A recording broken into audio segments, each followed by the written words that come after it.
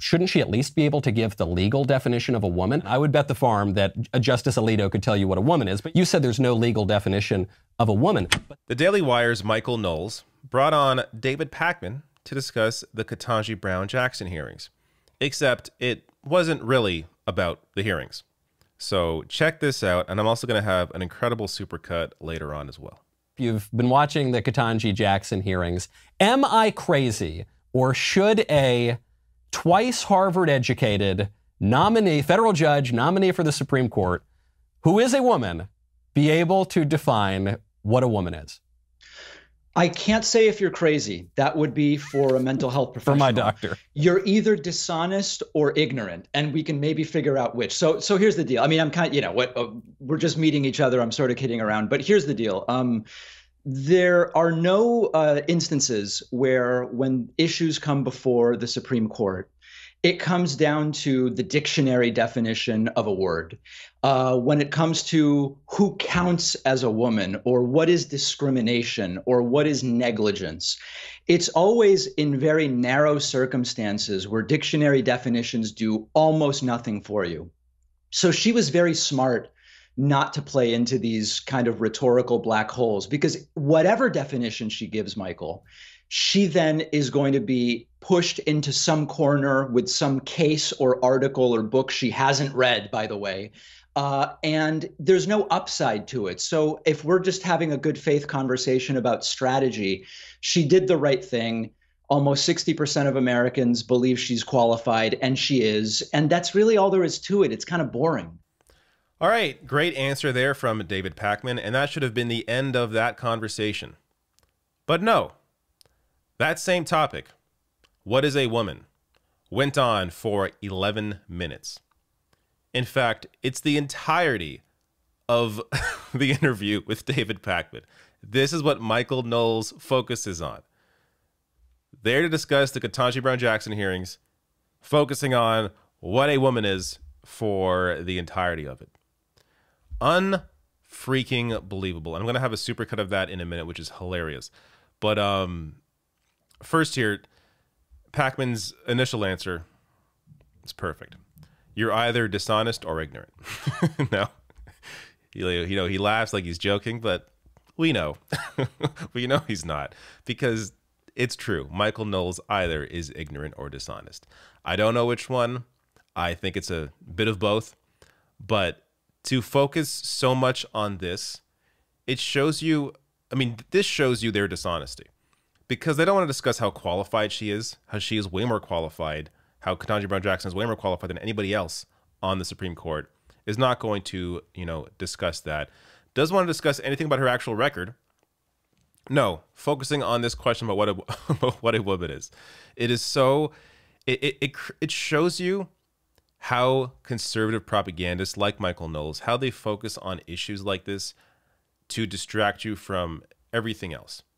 They generate these cultural divides over basic issues of gender identity or human rights, free speech. They turn this into a cultural debate when there isn't one. And they use it to distract their base from actual issues. Because, you know, the guys who fund Daily Wire, billionaires. They are in support. People like Michael Knowles in support of massive corporations dominating your life. They don't want to move to a Medicare for all system. They think the current for-profit healthcare is great. They think your low wages are perfectly fine. They don't want to discuss any of these actual issues. Of course, they don't care about the, you know, the human rights of trans people. So they turn that into a cultural issue. It is absolutely disgusting. And actually, on that point, before I get to this supercut of clips from Michael Knowles being weird, check this out. So this is from freedomforallamericans.org. You can look through this yourself. I'm going to show you how many anti-LGBTQ bills there are currently in the U.S.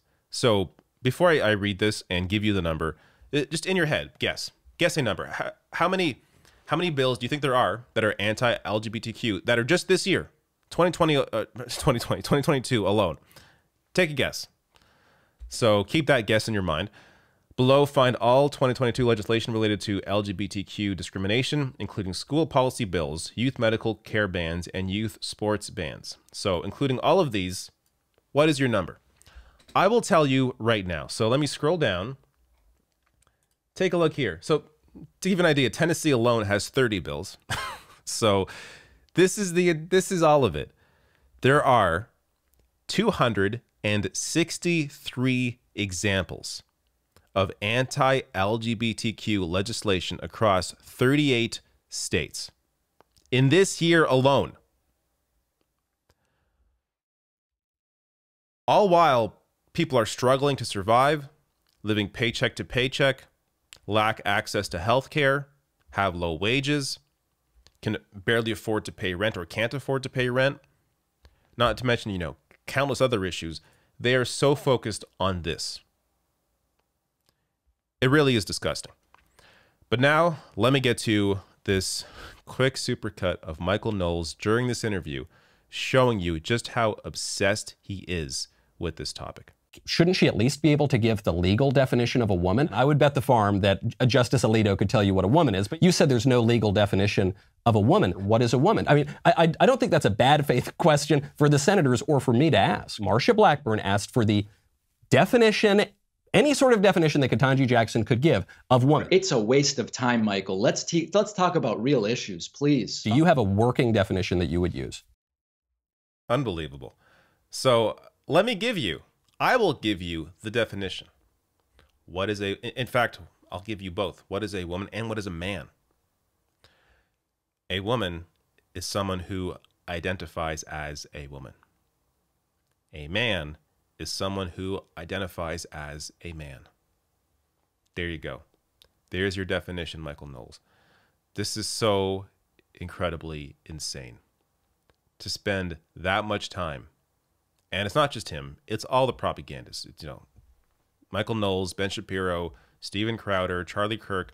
They're all super focused on this garbage, turning this into a debate when there is no debate. But they make it a debate to distract you from actual issues impacting people's lives, and at the same time to dehumanize trans people and members of the LGBTQ plus community because they themselves are disgusting individuals.